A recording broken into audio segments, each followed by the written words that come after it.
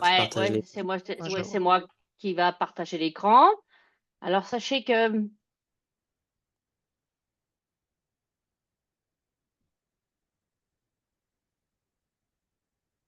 voilà.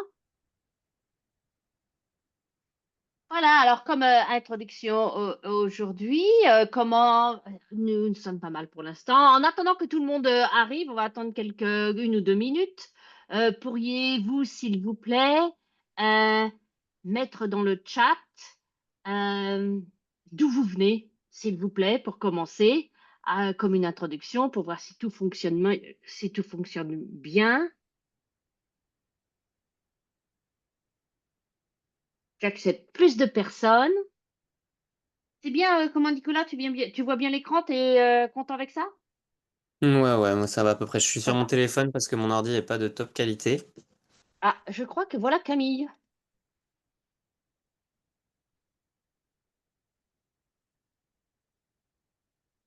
Ou alors c'était une autre Camille. J'attends. Ah, Paris, Grenoble, le Finistère, ou dans le Finistère, parce que bon, je suis bretonne, alors Finistère c'est grand quand même. Toulouse, Cahors, ah bah, génial. Orléans, Rennes, bienvenue.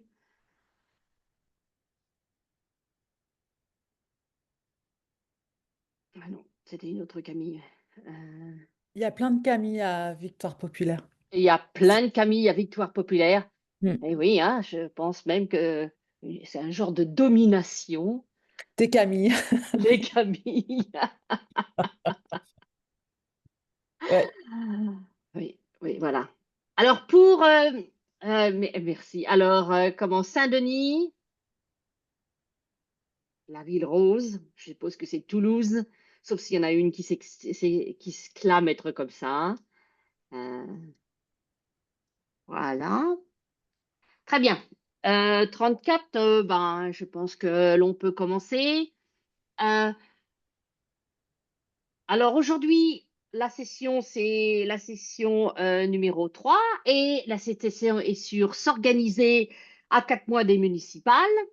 Écouter, militer, faire campagne et faire gagner les idées. Et pour agrémenter la session d'aujourd'hui, on va avoir deux personnes qui vont venir, comment Nicolas et Camille. Mais tout d'abord, un petit peu de logistique, s'il vous plaît. N'oubliez pas de couper votre micro quand les autres parlent, parce que autrement, celui qui va faire la présentation, c'est un peu dérangeant. Et puis, si vous voulez dire quelque chose, et je vous en prie, intervenez quand vous voulez pour poser des questions, levez la main pour demander la parole. Alors, vous trouvez ça dans l'icône qui est au bas de votre page qui s'appelle React, et vous allez trouver ça là. Donc, voilà. Euh, alors, pour une brève introduction, euh, nous sommes dans la session 3. Alors avant ça, il y avait eu deux sessions. Une session sur les municipales et puis lundi, c'était une session sur le retour qu'on pouvait avoir de l'élection de Mamdani à New York. Et puis aujourd'hui, on a une session 3 qui est sur comment agir à son échelle dans sa commune, le pourvoir de l'organisation locale. Et comme je vous ai déjà dit avant, deux personnes vont intervenir. D'abord, Nicolas Bourdeau de la Fréquence Commune, et il va se présenter un petit peu mieux quand il va intervenir. Et Camille Marguin, qui est la directrice de mobilisation des Victoires populaires et qui va nous rejoindre dans quelques instants.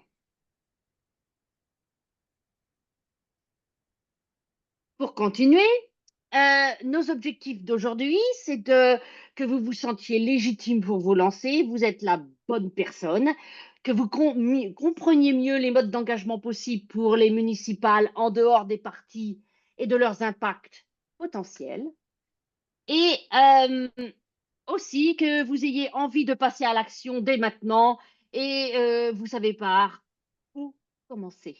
Voilà. Alors, qu'est-ce que les victoires populaires? Qui sommes-nous? Alors, les victoires populaires, nous sommes un mouvement citoyen agissant pour mettre la justice sociale, l'écologie et le renouveau démocratique au pouvoir à tous les échelons politiques en France, sans présenter de candidat. Et comment l'action principale des victoires populaires s'articule autour de deux axes. Le premier, c'est de redonner du pouvoir aux citoyens pour obtenir une masse critique de militants capables de faire basculer les élections. Voter est l'acte antifasciste qui demande le moins d'énergie. Et puis là, le deuxième axe, c'est organiser un mouvement de pression à gauche.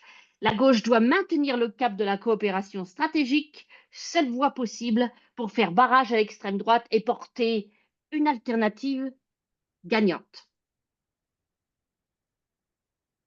Si vous voulez plus d'informations, je vous conseille de suivre le lien qui est à l'écran en ce moment. Et comment maintenant, ça va être une occasion pour moi de passer la parole à Nicolas qui va nous expliquer qui il est et de quoi il va nous parler. Voilà, c'est à toi, Nicolas. Ça marche.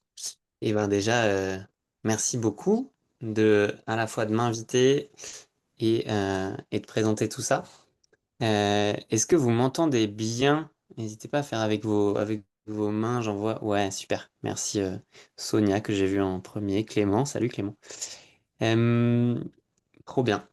Donc moi je m'appelle Nicolas Bourdeau. J'essaye de faire une petite présentation rapide. Euh, j'ai travaillé pendant ouais, un an vraiment pur avec la primaire populaire à l'époque, avant que ça devienne les victoires populaires sur la mobilisation. Et j'aime bien dire comment faire en sorte qu'on passe de zéro à quelques centaines, voire milliers de personnes mobilisées sur le terrain régulièrement à l'automne 2021. Voilà. Et puis aujourd'hui, je travaille avec euh, Fréquence Commune. Et donc, je travaille à trois niveaux en fait. Un premier niveau où je lance ma propre liste citoyenne et participative à Grenoble. Et je vais vous en dire plus justement sur cet enjeu des listes citoyennes et participatives. Un deuxième où moi j'ai un travail d'accompagnement de ces collectifs citoyens qui ont envie de faire la politique autrement et qui se lancent pour les élections municipales. On y va avec une équipe de fréquences communes qui s'appelle la Horde de fréquences communes. Et on vient pendant un week-end pour faire une formation, un accompagnement et pas mal de facilitation pour donner un gros coup de boost à un maximum de collectifs. Et puis, je travaille aussi pour la communication de fréquences communes. C'est en partie à ce titre-là que je suis là aujourd'hui, notamment sur les réseaux sociaux, les infolettres, mais on a aussi pas mal de relations presse et on essaye de multiplier nos contenus, notre diffusion, pour faire en sorte que cet enjeu des listes citoyennes soit bien visible. Voilà. Peut-être on s'était dit de notre côté que ce serait intéressant de repartir de pourquoi on est légitime à agir pour les municipales, qui arrivent très vite, puisque c'est le 15 et le 22 mars, donc c'est dans moins de 4 mois, c'est dans quelque chose comme 115 jours aujourd'hui. Donc ça arrive très vite. Euh, Moi, je trouve ça important déjà de se rappeler avant toute chose et avant de rentrer dans le détail du contenu, que les municipales, c'est quelque chose comme 900 000 personnes qui candidatent et aux alentours d'un demi-million d'élus, 500 000, 600 000, je ne sais plus exactement. Donc c'est énormément de personnes et de se rendre compte aussi que ça touche vraiment beaucoup de monde. Voilà. Ce sur quoi on s'est concentré avec Fréquence Commune, euh, c'est vraiment... Ouais, tu peux rester sur cette slide-là, Maryse, merci. C'est vraiment sur les communes de moins de 10 000 habitants qui représentent 34 000 des communes, 34 000 communes en France sur 35 000. Voilà. Donc c'est vraiment énorme en fait. Il y a, la plupart des communes de notre pays font moins de 10 000 habitants et habitantes. Euh, et ça représente plus de la moitié de la population. Donc, c'est aussi pour montrer qu'il y a beaucoup, beaucoup d'endroits où c'est pas les grandes villes avec des grosses candidatures dans les partis politiques qu'on connaît et où il y a beaucoup d'enjeux, beaucoup de pression et peu de place. Mais en fait, une immense majorité des communes en France sont accessibles et on peut y candidater, y porter des candidatures et reprendre du pouvoir politique à cet endroit-là. Alors peut-être pour préciser un petit peu, donc moi je fais partie de Fréquence Commune. C'est une coopérative qui accompagne les mairies participatives et les collectifs citoyens et participatifs qui se lancent pour les élections. Voilà. Donc typiquement, on a pu accompagner les assemblées citoyennes de Poitiers euh, pour mettre en place toute la séquence démocratique qui va avec, faciliter les assemblées. Voilà. Et puis on a un travail d'accompagnement de ces collectifs aussi citoyens pour faire en sorte de les booster et de leur donner plein de clés sur l'intelligence collective, la démocratie plus directe et les notions de municipalisme. Et j'en viens à cette slide-là pour ce qui est le cœur de mon propos. En gros, nous, on pousse ce qu'on appelle des listes citoyennes et participatives. Et donc, qu'est-ce que c'est une liste citoyenne et participative? En gros, c'est des habitants et des habitantes qui se réunissent pour prendre le pouvoir à l'échelle locale dans leur mairie et renverser la vision qu'on a du pouvoir en changeant la vision des élus qui savent et qui décident seuls pour passer à une vision des élus qui sont des personnes qui vont se mettre au service de l'intelligence collective dans les mairies. Et donc le but, c'est vraiment de faire en sorte qu'on ait plus de démocratie directe. Donc on parle bien de démocratie directe et pas seulement de démocratie participative, dans le sens où on essaye d'impliquer les habitants et les habitantes directement dans les décisions. Donc dans ce sens-là, quand on accompagne par exemple la ville de Poitiers sur l'Assemblée citoyenne qui a eu lieu cette année, à la fin de l'Assemblée, c'est pas les élus qui ont dit super, vous avez bien travaillé. Maintenant, c'est nous qui allons décider et choisir ce qu'on va prendre ou pas. Mais c'est vraiment les élus qui viennent et qui prennent la commande de l'Assemblée citoyenne. Voilà.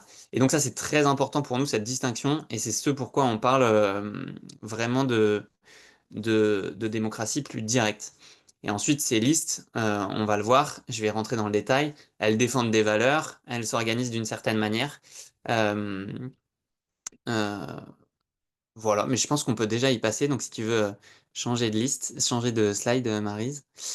Je voulais faire un point sur un outil qu'on a développé. Euh, voilà, j'espère être clair. C'est difficile hein, sans vous entendre, sans avoir de visage sous les yeux. Euh, voilà. Euh, donc, on a développé un outil qui s'appelle la boussole démocratique, boussole des listes citoyennes et participatives. Merci pour les pouces qui se sont levés.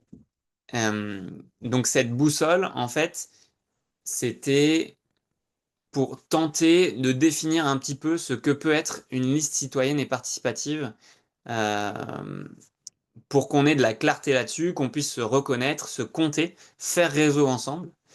Et en fait, dès le départ, c'était assez clair que on ne voulait pas donner un label à certaines listes en disant toi, tu es plus participative qu'une autre, etc. Et donc, on a construit avec une cinquantaine de personnes, beaucoup d'élus, des listes citoyennes depuis 2020, ce qu'on a appelé cette boussole démocratique, qui est en fait 6 axes sur lesquels se positionner entre des lignes rouges et puis comme une direction, un peu une étoile démocratique au loin, quelque chose comme un idéal qu'on peut atteindre en tant que liste citoyenne et participative. Euh, et donc, tu peux passer la slide suivante. Hop. Donc, les slides sont pas forcément très lisibles. L'enjeu, c'est juste que vous ayez un peu le visuel de ce à quoi ça représente. Et puis moi, je vous raconte ce qu'il y a dedans. Une liste participative, pour moi, c'est l'inverse d'un maire qui est un quinquas ou sexagénaire homme blanc qui vient et qui dit, vous allez voir, ça va être ma liste, mon programme, ou alors il le décide à 3-4.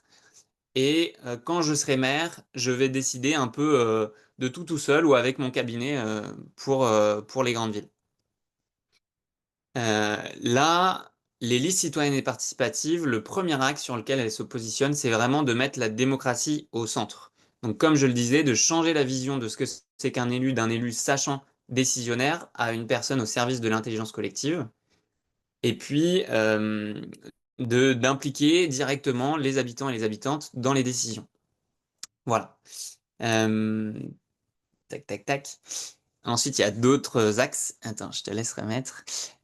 Sur la question du programme, l'idée, c'est de ne pas avoir de programme préconstruit ou décidé à quelques personnes, mais bien de consulter au maximum les habitants et les habitantes pour co-construire ce programme à partir des aspirations, des attentes et pour répondre aux besoins des habitants localement. Sur la question de la relation aux partis politiques, il y a pour moi deux enjeux, à la fois la relation à l'organisation et la relation aux personnes des partis politiques. Pour ce qui est de la relation aux organisations, ce qu'on a écrit dans cette boussole, c'est qu'une liste citoyenne et participative ne subisse pas d'ingérence, ne soit pas à la fois impulsée et dirigée par derrière par une liste citoyenne et par un parti politique. Pardon. Voilà, donc ce serait de dire, comme à Grenoble par exemple, il y a une liste qui s'appelle Grenoble Capitale Citoyenne, qui se dit peut-être citoyenne. En réalité, on voit qu'il y a beaucoup de membres de Place Publique dedans, que c'est une personne de Place Publique qui a été élue et elle était seule candidate pour cette élection-là. Enfin voilà, donc ça ressemble pas trop à ce que nous, c'est notre imaginaire et notre idéal d'une liste citoyenne. Et puis avec les personnes, l'idée c'est que on n'est pas contre les personnes qui sont impliquées dans des partis politiques. Ce qu'on dit juste, c'est que quand on vient dans une réunion d'une liste citoyenne et participative, eh bien on dépose à l'entrée sa casquette de parti politique euh, pour prendre des décisions en tant que Nicolas. Voilà, je suis un être humain et j'ai une capacité de choix à titre personnel. Nico, Voilà. bonjour, Tu désolée, je suis peux. arrivée un peu en retard. Il y a une bonne question d'Evelyne. Comment sont référencées du coup ces listes-là? Parce que tu fais le lien avec les partis. Comment au niveau de la préfecture, elles sont référencées politiquement? Euh, c'est une bonne question. Je ne sais pas comment elles sont référencées à la fin. Je pense que elles sont souvent classées gauche, enfin, je sais pas exactement. Ok, Je sais pas. après, moi je crois que j'ai une part, enfin je sais pas si quelqu'un a la réponse, mais je pense aussi que dans les petites communes, il n'y a pas forcément de référencement obligatoire sur la couleur politique. Donc peut-être qu'aussi ça ne concerne pas forcément beaucoup de listes. Hmm. Oui, Je vais creuser la t'as question. raison Camille, parce qu'en fait, au niveau local, tu n'as pas besoin d'être référencé, ça c'est vrai. Parce que tu peux pas en fait. C'est tellement petit. Ok. Hmm. Mm. Et voilà. Et si tu peux changer de slide, Maryse, et après je vais. Je sais pas où on en est au niveau timing du coup, donc j'étais pas censé passer à ce moment-là. Juste pour faire rapidement, mais c'est aussi des listes qui désignent leurs candidats, candidates de manière différente. L'idée, c'est de ne pas avoir de candidat prédéfini, mais bien de prioriser déjà la construction du programme, ensuite vraiment la dynamique collective qui peut s'exprimer, et ensuite de choisir toutes et tous ensemble des têtes de liste, euh, voilà, notamment avec des élections sans candidat, sans candidate. Voilà, un cinquième axe qui est de faire la démocratie plus directe pour répondre aux besoins des habitants sur l'alimentation, sur l'eau, etc. Et ce qui porte globalement des valeurs d'écologie, de solidarité et de démocratie. Et puis un dernier axe qui est assez important pour dire qu'avoir les pouvoirs d'une mairie, c'est super, mais c'est loin d'être suffisant pour enclencher les bascules, les grosses transitions dont on a besoin aujourd'hui pour justement répondre aux besoins des gens. Et donc vraiment s'appuyer sur tout le tissu associatif, sur les habitants en dehors, et d'avoir à la fois un pied dans la mairie, mais aussi des pieds dans les organisations en lien avec la société civile et notamment organisée. Voilà un peu sur tout ce que c'est une liste citoyenne et participative. J'espère être assez clair et peut-être que vous aurez des questions là-dessus.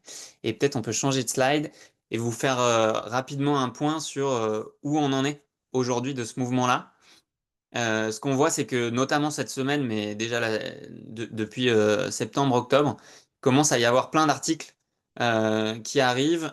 On commence à gagner vraiment en visibilité.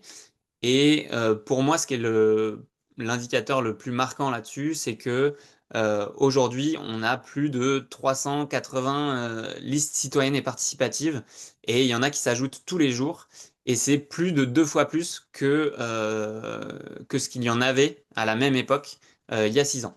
Donc il y a vraiment un essor, une lame de fond citoyenne, comme le dit cet article de Oui Demain. On est parti d'une liste en 2014 à Saillant, un petit village de la Drôme de 1300 habitants, qui a fait des émules et donné une tendance et une inspiration jusqu'à 600 listes au final en 2020. Et puis aujourd'hui, on est déjà à presque 400 listes. Donc on espère, et ce qu'on vise nous avec Fréquence Commune, c'est vraiment d'atteindre 1000 listes citoyennes candidates aux élections. Voilà, tu peux passer un peu tout ça, Maryse. Ouais, c'était pour dire qu'il y avait eu plein de d'articles. On a fait la une de La Croix notamment. Voilà, il y a des dossiers dans Sud-Ouest, d'Envers le Média, etc. Et on peut aller à la dernière slide pour dire que on a une cartographie dont je vais vous mettre le lien dans le chat juste après, qui permet de recenser et de se compter à la fois et à la fois de voir s'il y a des listes citoyennes et participatives autour de chez soi. Donc, n'hésitez pas à vous servir de cet outil-là, dont je vais mettre le lien, euh, pour identifier s'il y a un collectif, si c'est un mode d'engagement qui vous parle. Euh, pour aller chercher le pouvoir dans les mairies et changer le pouvoir, prendre le pouvoir pour le partager. C'est notre slogan de campagne. Prenons le pouvoir pour le partager et pour faire plus de démocratie directe à partir des élections municipales de 2026. Voilà. Je crois que c'était un peu ce que je voulais dire pour moi. Tu peux changer de slide si tu veux, Maryse, et puis je vais laisser la parole à Camille. Excellent. Bonjour à toutes et tous. Désolée, je suis arrivée un petit peu en retard. Du coup, je suis Camille. Moi, je suis responsable de la mobilisation citoyenne au sein de Victoire Populaire. Du coup, j'ai loupé la petite introduction, mais voilà, il y a eu, même pour ceux qui sont arrivés un peu après, donc c'est la troisième session. Et là, pour nous, l'enjeu, c'est vraiment de voir qu'est-ce que vous pouvez faire à votre échelle. Est-ce que tu peux passer, Maryse? Donc, avec Victoire Populaire, on a une approche très différente de celle de Fréquence Commune, avec qui on travaille et on a des relations très amicales. On soutient beaucoup leur initiative. Nous, notre objectif, comme sur les autres élections, c'est d'être en soutien aux candidats et candidates qui défendent nos idées et nos valeurs. Et du coup, les listes participatives et citoyennes, pour certaines, puisque ça dépend aussi des choix idéologiques qu'elles font, peuvent rentrer dans ce cadre-là. Et aussi les partis politiques plus classiques, les unions de partis, les accords, etc. Nous, notre objectif pour les municipales, c'est d'aller chercher les voix qui ne doivent pas manquer, comme dans toutes les élections, pour faire gagner nos idées, c'est-à-dire le triptyque un peu écologie, justice, démocratie, avec un manifeste qui est un peu plus détaillé et que vous pouvez retrouver sur notre site. Est-ce que tu peux passer? Le premier message, c'est un peu aussi celui que Nicolas vous a fait passer, c'est que pour nous, ce qui est important aussi, c'est de rendre la démocratie aux citoyens et aux citoyennes et de faire en sorte que vous puissiez être acteurs et actrices de la vie politique, à côté, en dehors, en partenariat ou avec les partis politiques, mais que le fait de rentrer ou non dans un parti ne soit pas une barrière à l'engagement politique. On l'a vu en juin 2024, si les partis, et notamment les partis de notre camp du NFP, avaient agi tout seuls, le RN serait aujourd'hui à Matignon dans notre pays. Ce qui a fait qu'on a pu éviter ce drame. Bon, de justesse, puisqu'au final, la droite gouverne quand même. Mais c'est qu'il y a des milliers de citoyens qui se sont mobilisés, qui ont pris une soirée, un samedi, un temps entre midi et deux, une journée, pour aller faire du tractage, du porte-à-porte, de la conversation. Et nous, ce qu'on essaie d'impulser vraiment, c'est inspirer des techniques de l'organizing américain. D'ailleurs, la dernière session, la deuxième, était une illustration de ça avec un retour sur la campagne de Mamdani à New York. Nous, ce qu'on veut, c'est redonner du pouvoir aux citoyens pour qu'ils s'emparent des campagnes et qu'ils aillent se battre pour leurs idées. Et on pense que vous êtes la bonne personne pour agir, quel que soit votre niveau, votre temps, euh, votre lieu de vie, etc. Et nous, notre métier, c'est de vous donner les outils de le faire. Tu peux passer. Du coup, nous, notre stratégie, elle est un peu différente de Fréquence Commune dans le sens où on a vraiment un enjeu de passage à l'échelle parce qu'on est aussi là pour éviter le pire en 2026. Et donc, pour nous, c'est un continuum, les élections municipales et les élections présidentielles et législatives qui arrivent.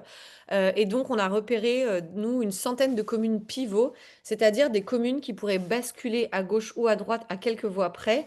Et pour le coup, on se concentre plutôt sur les grosses communes pour deux raisons.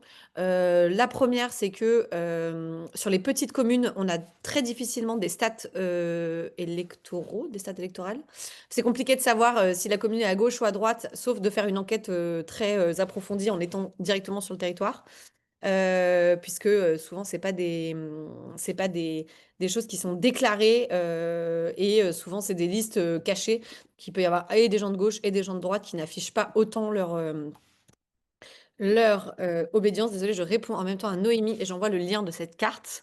Donc, on a repéré avec un travail électoral ces communes qu'on a affichées sur une carte et notre plan, c'est d'aller chercher dès maintenant, on a une campagne en cours qui s'appelle Chaque voix compte, les voix qui ne doivent pas manquer pour les élections municipales.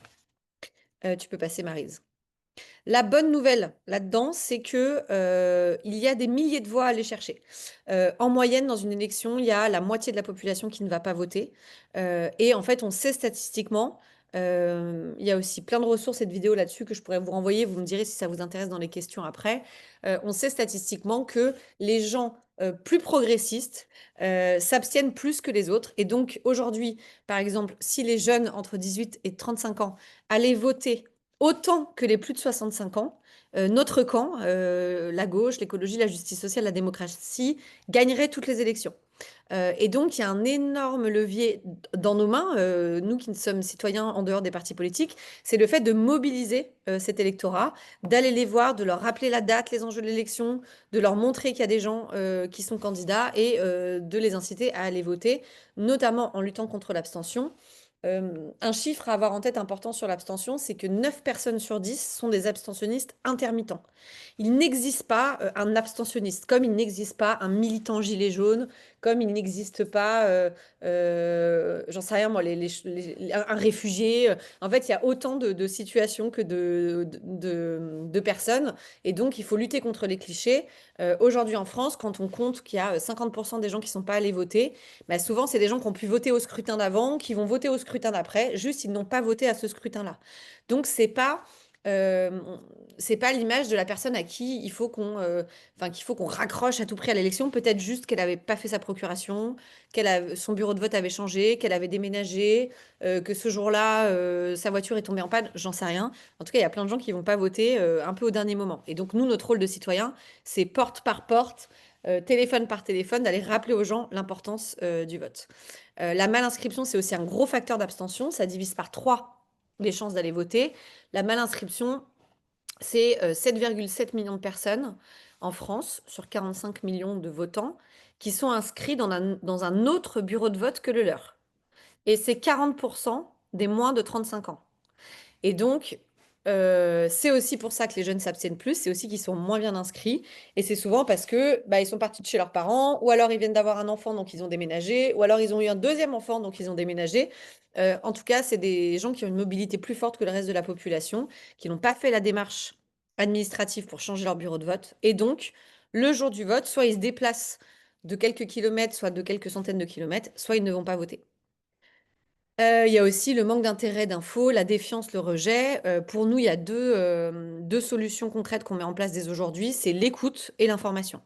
On pense que si on va dans les territoires où il y a le plus d'abstention, que ce soit les facs, les quartiers populaires, des bureaux de vote qu'on a pu repérer statistiquement, et qu'on va écouter ce que les gens ont à en dire, et qu'on va les informer sur leur droit de vote, on lutte concrètement contre l'abstention.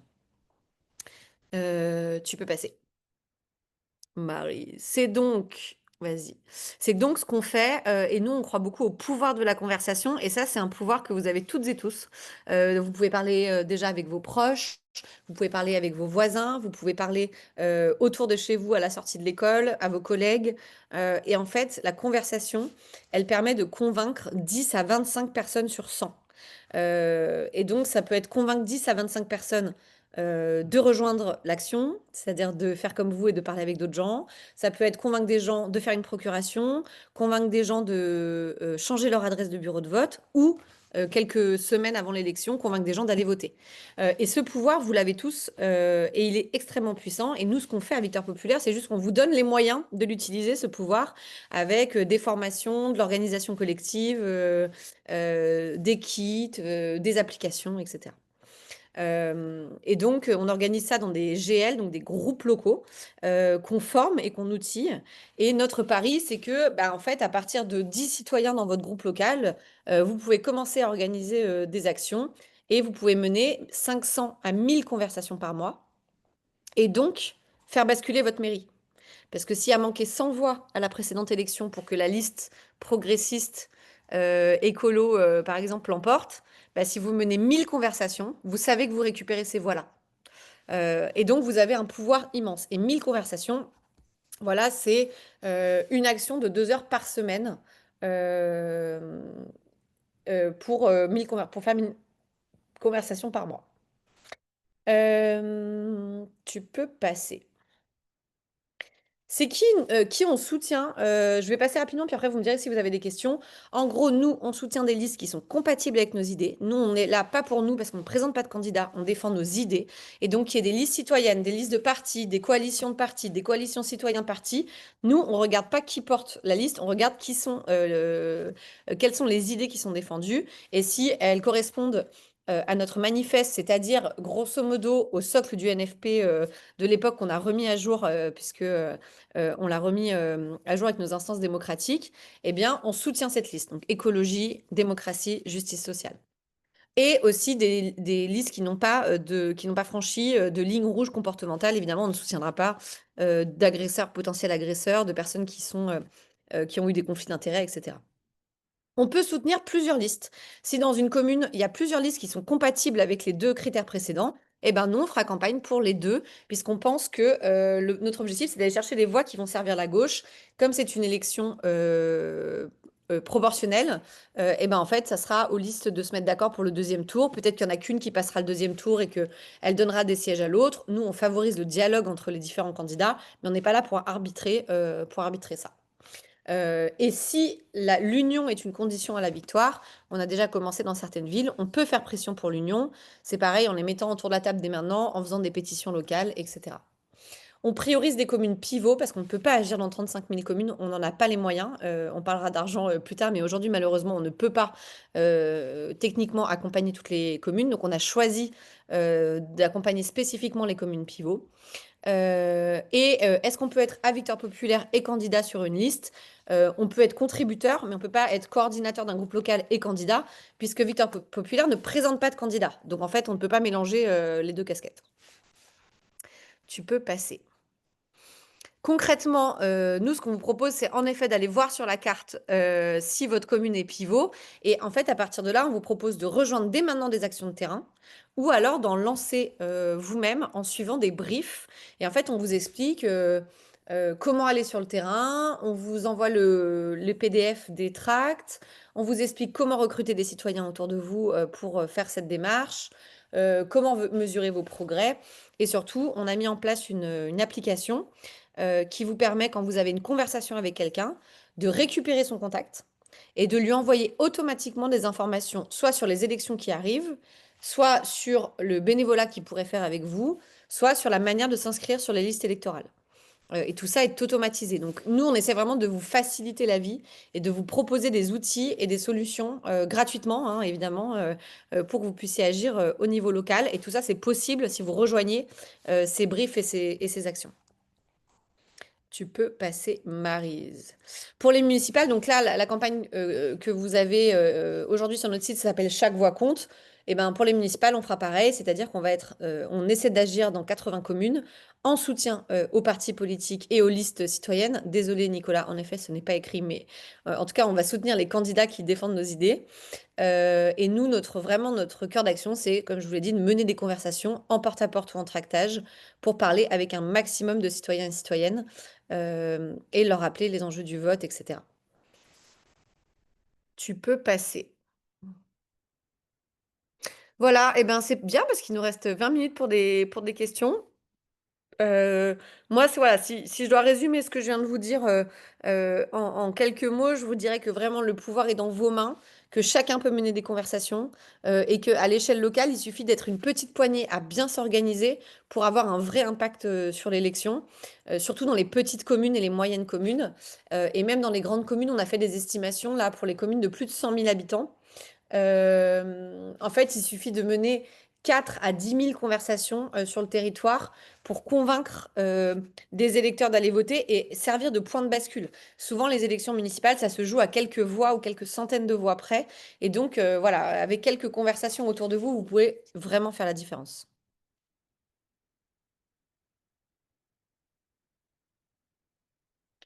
On va prendre vos questions. Donc, ce qu'on vous propose, c'est de les poser dans le chat ou alors de lever la main si vous voulez.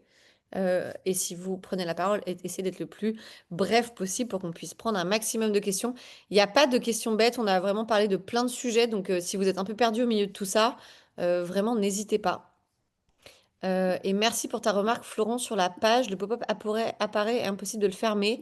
On ne m'a jamais fait remonter ce bug, mais je vais le faire remonter.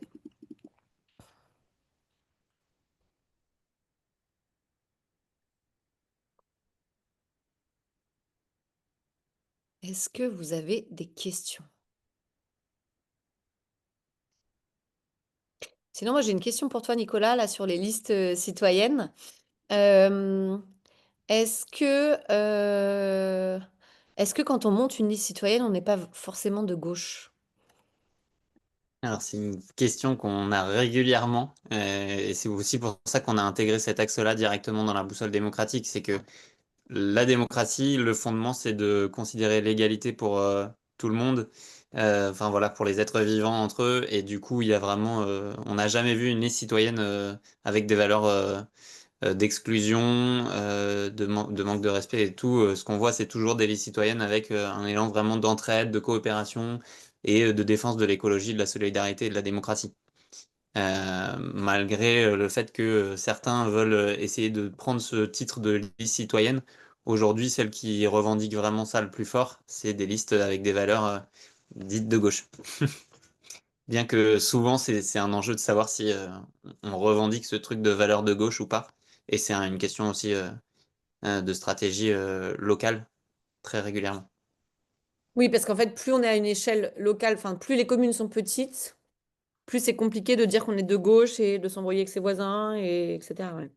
Il y a une Ouais, dans la question plupart un peu des liée à petites ça. communes. C'est est-ce que vous proposez des outils, c'est François qui demande, pour mettre en place la démocratie participative pendant la campagne? Donc, je ne sais pas si François, ça s'adresse à Fréquence Commune ou à Victoire Populaire, mais je pense que Nico peut y répondre pour Fréquence Commune. Alors, je ne sais pas exactement ce que ça veut dire pendant la campagne, mais en tout cas dans les listes, je vais répondre avec ce que j'ai compris de la question.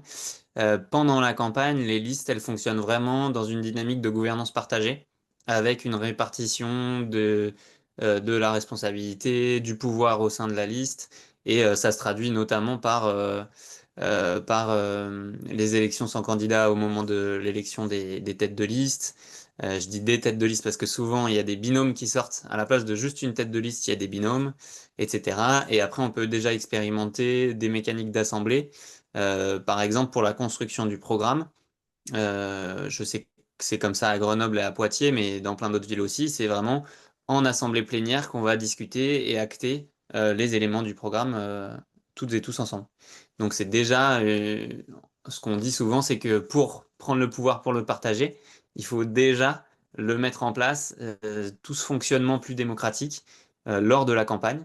Et c'est ce qu'on voit sur le terrain et c'est ce qui est expérimenté par les collectifs au jour le jour, quoi. Moi, j'ai du mal à lire les Merci. questions dans le chat en même temps. Marie-Paul, elle demande comment motiver les citoyens de voter à la lumière de ce qui vient de se passer au niveau national. C'est une question qui revient souvent. C'est compliqué à évaluer ça. Est-ce que les précédents mois et les dénis de démocratie successifs ont dégoûté les citoyens de la politique? Clairement, oui, quand on voit les sondages d'opinion, c'est une tendance de fond. Est-ce que c'est le facteur de l'abstention? C'est hyper difficile à évaluer et c'est pas forcément vrai. En fait, ce qu'on remarque aussi statistiquement, c'est que souvent les gens ils se décident d'aller voter dans les 48 heures ou les 48 ou les 24 heures avant le scrutin. Non seulement ils se décident d'aller voter, mais des fois ils décident pour qui voter, vraiment dans les dernières heures. Et c'est là que le contact que vous aurez potentiellement établi avec eux par la conversation et potentiellement le numéro et le mail que vous aurez récolté vont être décisifs. Par exemple, nous, à Victoire Populaire, dans les dernières heures avant le scrutin, on est capable de passer 50, 100 000 appels pour rappeler aux gens que c'est dimanche le vote et qu'il faut y aller, etc. Et donc, ça peut être des déclics à la participation électorale. Ensuite, le contexte politique joue beaucoup. C'est-à-dire que moi-même, j'étais très en colère après l'été, le fait qu'on n'ait pas nommé un Premier ministre de gauche, etc. Et puis après, je suis repartie au combat et aujourd'hui, je suis dans l'espoir, et pour ma ville et pour mon pays, de voir plein de municipalités être remportées par la gauche. Et moi, j'habite à Lyon. Et quand je vois Aulas comme menace, en fait, j'ai envie de me bouger pour que Lyon ne passe pas à droite. Donc, oui, les gens sont dégoûtés et en même temps, l'échelon local est un échelon très différent de l'échelon national et donc il peut y avoir des déclics très très différents. Voilà. Et après, il y a aussi une autre question que j'aborde et que vous m'avez pas posée là, mais est-ce que le fait que la gauche soit pas unie, ça peut aussi démobiliser les électeurs? C'est pareil, c'est très difficile à évaluer. Nous, on a plutôt des unionistes chez nous à Victoire Populaire parce que c'est l'histoire du mouvement, mais il y a aussi plein de voix qu'on peut récupérer. Je donne un exemple. Voilà, s'il y a trois listes de gauche, elles vont parler à trois électorats différents. Elles vont potentiellement aller dans des quartiers différents, avoir des programmes différents. Et en fait, tout ça, ça va mobiliser des électeurs différents qui potentiellement, si les listes travaillent bien ensemble au deuxième tour, vont venir s'allier et pouvoir remporter ensuite. Donc, électoralement, avec une élection proportionnelle, c'est pas forcément rentable de partir ensemble. Voilà, je vois à Lyon, les insoumis, ils partent tout seuls et il y a une liste unitaire à gauche. Je suis pas sûre que les Lyonnais ils soient très insoumis dans le fond. Et peut-être que la liste unitaire, elle a intérêt à ce qu'il y ait deux listes. En tout cas, ils vont parler à des électorats différents. Vous voyez ce que je veux dire? Donc ça, c'est pas forcément démotivant. Ça peut être démotivant pour les militants qu'on est, mais pas forcément pour les citoyens à qui les listes parlent. Mm. Il y a un Euh, gros enjeu à l'entre-deux tours, du coup, à voir comment ces alliances se font là et à bien l'anticiper avant le premier tour parce que ça se passe en 1, 2 jours après l'élection. Ouais, voilà, je te vois Catherine dire que c'est très, très réduit, c'est bien ça. Et peut-être pour ajouter un petit truc sur comment motiver des gens à se bouger au niveau local. En tout cas, nous, avec Fréquence Commune, on se concentre vraiment sur l'échelon des communes. Et ce sur quoi on insiste, c'est tout le pouvoir d'agir qu'il y a à l'échelle locale. Quand je vois Auré qui met en place une ferme municipale qui permet d'avoir des produits bio et locaux pour les EHPAD, les agents municipaux et les écoles, quand je vois l'Assemblée citoyenne de Poitiers, quand je vois les réseaux de chaleur au Bourget du Lac, eh ben, en fait, tout ça, c'est du pouvoir d'agir sur le concret, sur le quotidien des gens. Et c'est encore pour moi un échelon. Où il y a un peu de confiance en le pouvoir d'agir et en les personnes qui l'exercent. Donc je pense que ça, c'est aussi motivant, tout cet aspect un peu municipaliste et tout ce qu'on peut faire à l'échelle locale. Et ça a un impact énorme sur les intercos, ça vous l'avez évoqué dans le chat, et les sénatoriales. Et du coup, c'est quand même un pouvoir non négligeable. Il y avait Antoine qui Antoine avait des a une questions question, oui. Ouais, exactement. Antoine, puis Gisela, puis Anne. Vas-y, Antoine.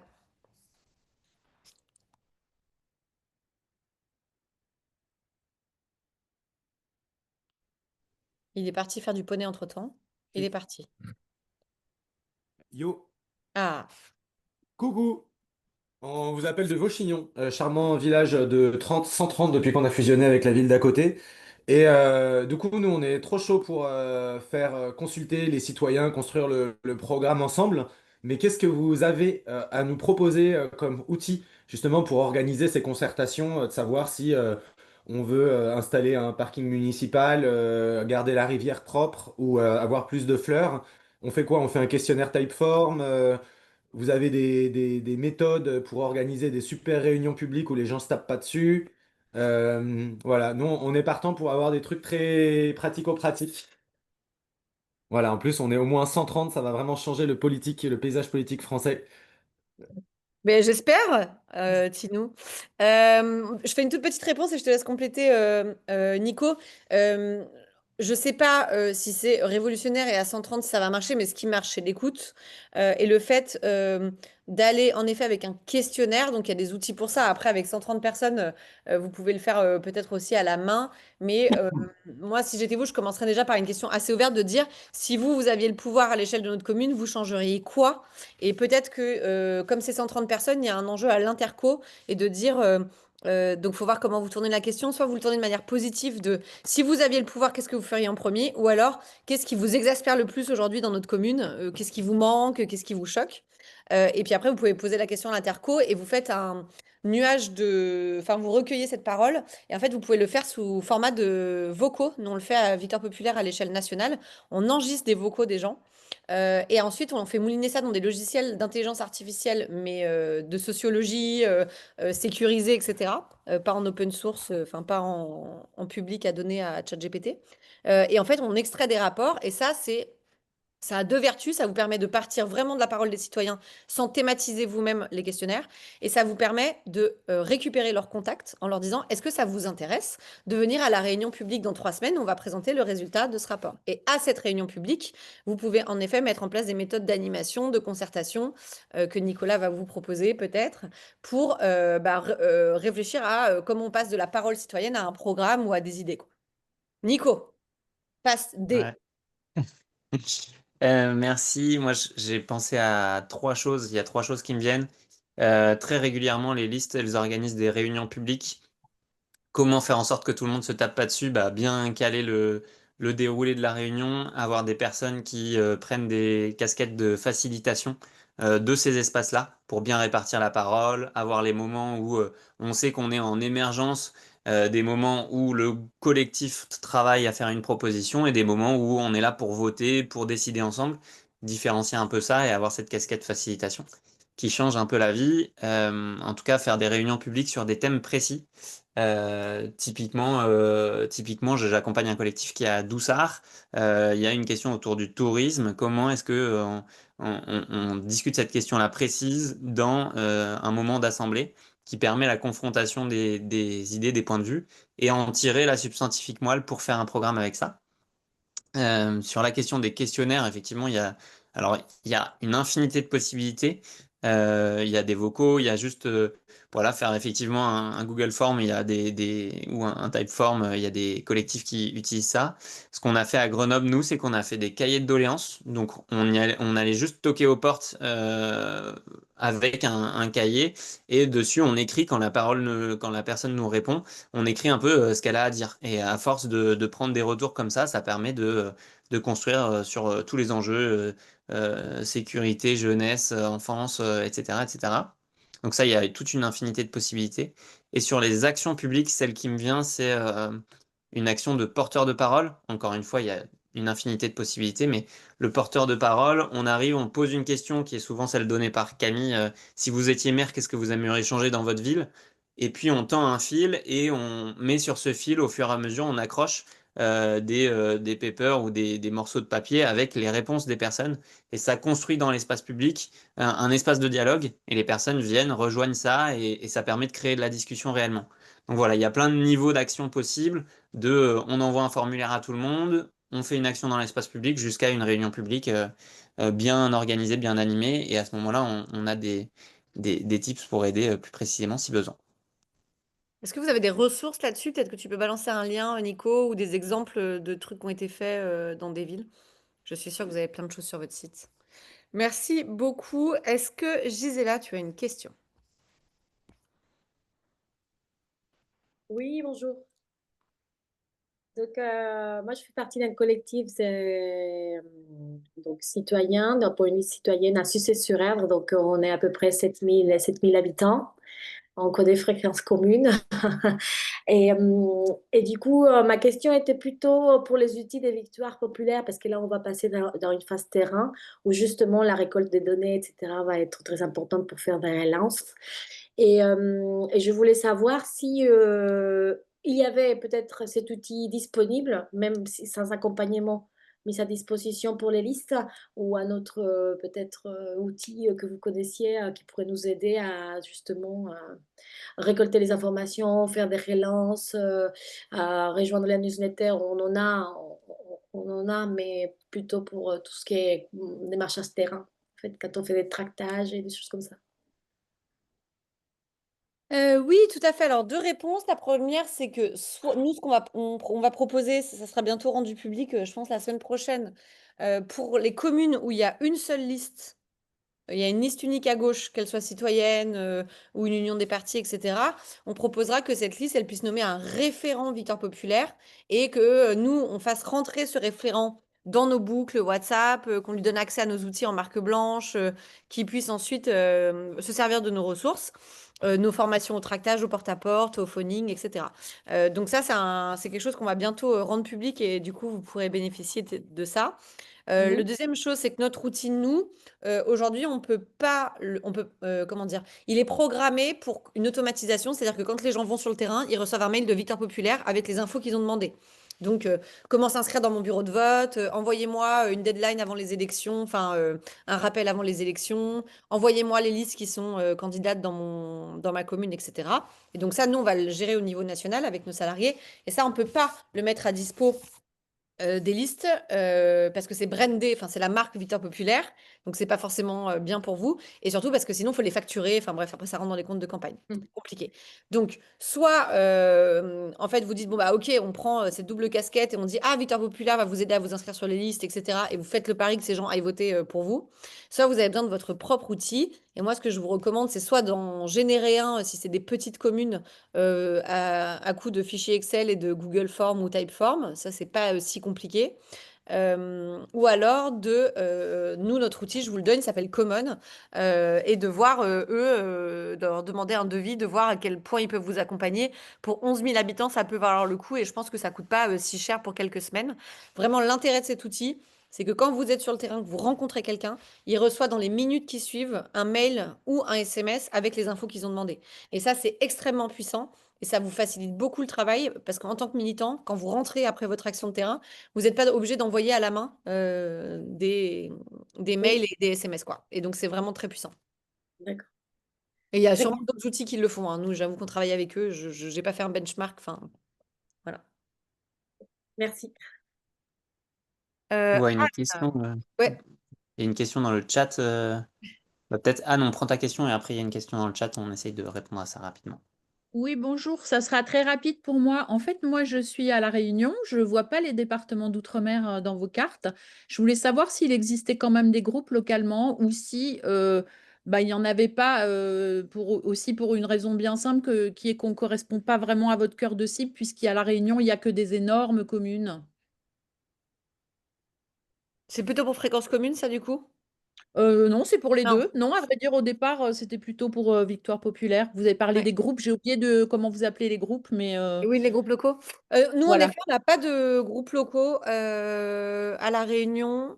Euh, on a des contacts en fait de quelques citoyens en dehors de la métropole, mais pas de groupes locaux formés. C'est pas un refus, c'est aussi que il y a aussi un enjeu. Nous, en fait, souvent les groupes locaux ils sont créés parce que les gens ils viennent à des week-ends nationaux ou alors qu'on va sur leur territoire et que bah il y a une barrière physique hein, qui existe. Par contre, nous, tous nos outils sont disponibles en ligne. Enfin, on n'a aucun problème à accompagner des citoyens n'importe où. Voilà, il y a ça, il n'y a pas de souci.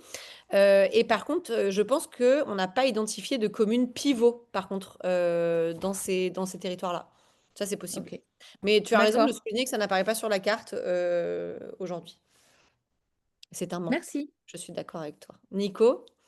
Ouais, j'en profite. Donc, je commence par répondre sur cette question-là. J'ai eu un appel avec une personne à Fort-de-France en Martinique il y a 2, 3 semaines. Donc, nous, pareil, l'enjeu, c'est qu'on n'a pas encore de collectifs qui se sont impulsés, mais tous nos outils, tous les liens que j'ai mis dans dans le chat sont disponibles en ligne, etc. Et nous, on se pose la question aussi, il y a un gros travail qui est fait avec la Kanaki, où il y a peut-être une équipe qui va y aller pour voir ce qui est possible de faire là-bas.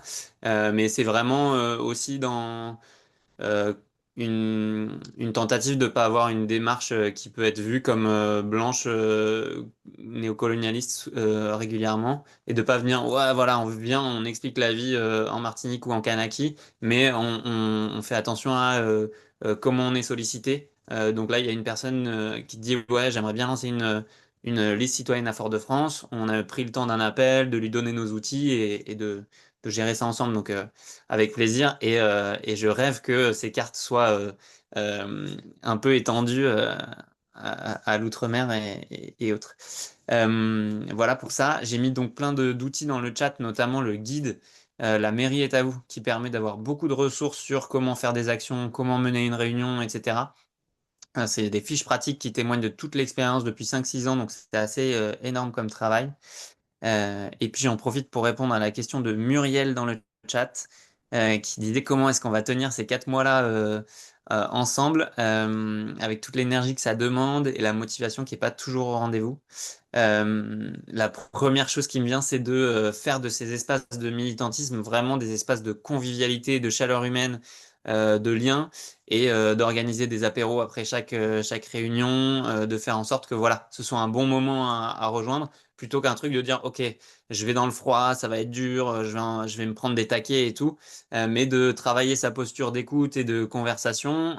Vous avez plein de formations pour ça à Victoire Pop aussi. Et de créer cette convivialité-là pour faire en sorte que ce soit vraiment un moment joyeux. Et moi, je sais que je l'ai su jusqu'à 22 h ce soir, mais c'est un vrai plaisir d'y aller pour aller passer un moment avec des amis, quoi. Voilà pour ça.